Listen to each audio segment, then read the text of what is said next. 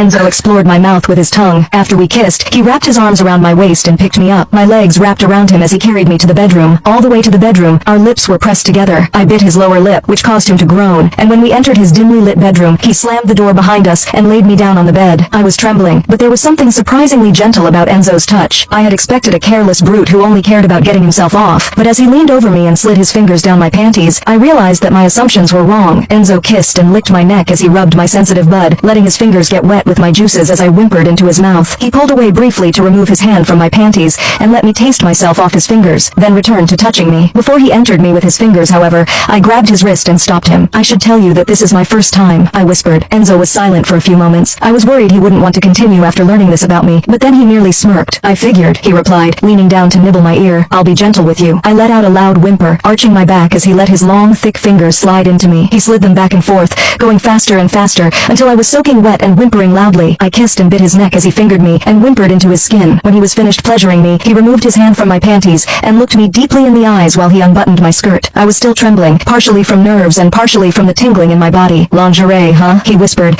sounding somewhat amused when he saw my lacy panties. I blushed. "Since you went to all that trouble, why don't you give me a show?" Still blushing, I stood and began to nervously remove my clothes. I removed my top first to reveal my soft globes, which practically spilled out of the top of my bra, then slipped off my skirt to reveal my waist and thighs. I could see Enzo's hard member straining in his gray sweatpants as he bit his lip. When I saw his huge hardness, I knew that I wanted him. Saunter over to the bed, I pushed on his upper body and pushed him down onto the mattress. I reached down and stroked his hard manhood over his pants before sliding my hand inside and gripping it, feeling its warmth and girth in my small hand. He let out a groan as I stroked up and down his hard member with my hand. I pulled my hand out and slid down his sweatpants so that I could see. Enzo must have seen the surprise on my face when I saw how big he was, because he chuckled and propped